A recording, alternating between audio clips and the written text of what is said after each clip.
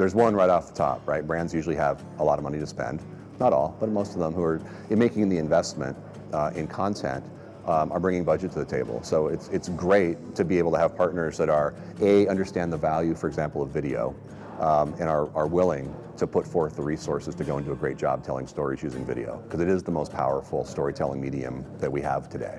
And video in partnership with things like social can be a very, very potent way for marketers to reach and engage their audiences. So I think that's number one. You know, resources, will, brand dollars really help power that stuff. That's cool. As a guy that programs that, that's fun. The second thing I think it brings is this notion of extending our capabilities and stretching us. Because a lot of production can be very prescriptive, it can be very binary, it can be very input-output driven.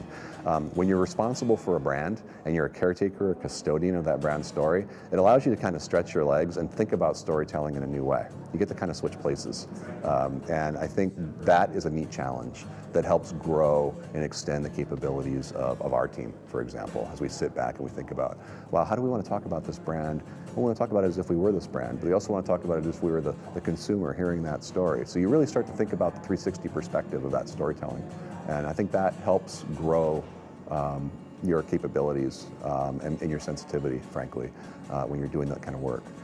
I think the last one is, it's fun. I'm a brand guy, and I've been working with brands my whole career. And I think, I mean, there is no such thing as unbranded content. Everything's branded. There's branding everywhere you look.